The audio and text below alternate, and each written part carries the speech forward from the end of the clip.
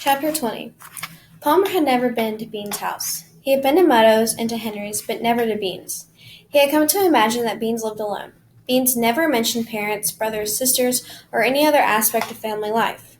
Palmer further imagined that Beans lived by himself in a lean-to, or even better, a cave, a hole, down by the creek. So he was surprised when Beans said okay to his suggestion, and even more surprised 10 minutes later to discover that Beans did not live in a lean-to or a hole, after all, but in a house, and from the looks of it, a fine house, with a front porch and a shiny brass doorknob. Meadow rang the doorbell, which he did whenever he approached a house, even his own, and inside could be heard a two-note chime. Beans took a key from his pocket and unlocked the door. He waved, "Come on in."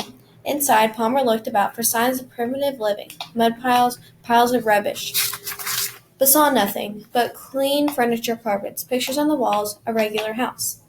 Beans led them straight to the kitchen. "Wait till you see this." He dragged a chair in front of the refrigerator and stood on it. He opened the freezer compartment and began pulling out frozen dinners in plastic containers. Reaching into to the very back of the freezer, he pulled out a frozen dinner, jumped back from the chair, and put the dinner on the kitchen table. The lid said spaghetti and meatballs. "Yummy," said Henry. "I hate spaghetti," said Meadow. "You'll like this," said Beans. The box was bigger than the others, a so-called He-Man size, and it had already been opened. Palmer could tell because the lid was held on the Scotch tape. Beans peeled away the tape.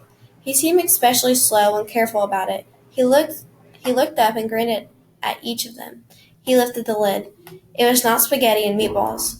All three visitors recoiled. Henry went, "Ew!" Meadow was first to recover. He leaned in. "What is it?"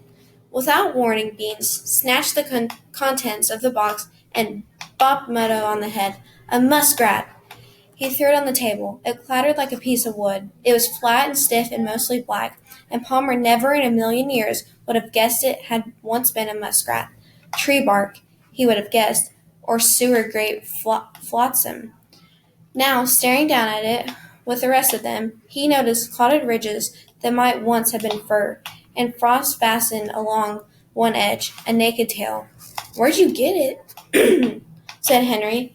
"Panther brought it," said Beans. Palmer boggled. "You have a panther?" Meadow and Henry laughed. "It's a cat," said Meadow. Beans shoved him. "It's a panther." He bopped Meadow again with the muskrat carcass, chased him once around the table and out of the kitchen. While howls and thumps rang throughout the house, tall Henry leaned in close to Palmer and softly uttered, "Panther's a cat? It's the meanest cat in the town. You can't pet it. It's always catching birds and mice. It bites their heads off and brings the body to the front steps and leaves it there, like a present.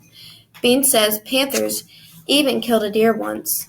He searched Palmer's face. "You believe it?"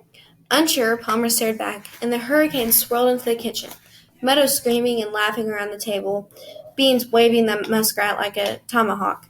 Suddenly, Beans stopped. He dropped the carcass on the table. He brought his hands up to the side of his face like paws. He crooked his fingers like claws. He drew back his lip to show his teeth of many colors. He snarled, "Panther prowls the jungle. Panther stalks his prey. He waits. He creeps." Beans crept across the kitchen on tiptoe. "He pounces. He bites the neck." Beans pounced on Meadow's back. Meadow wobbled, howling out the back door, with half an inch of neck skin clamped between Beans' technicolor teeth.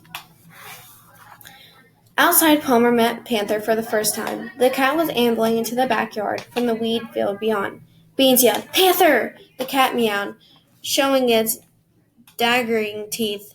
It was a yellow cat, ordinary looking, no bigger than the usual cat, but Palmer noticed that no one, not even Beans, bent down to pet it, as it ambled past the four of them and disappeared around the front of the house.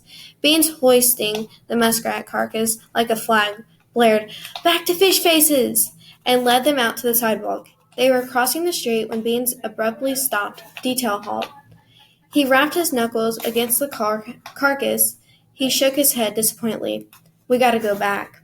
Back to the house. In the kitchen, Beans placed the carcass in the microwave. He set it for 1 minute, full power. At the end of the minute, he tested it with his finger. He sniffed it. He gave it another minute. By the third minute, Beans was the only one left in the kitchen.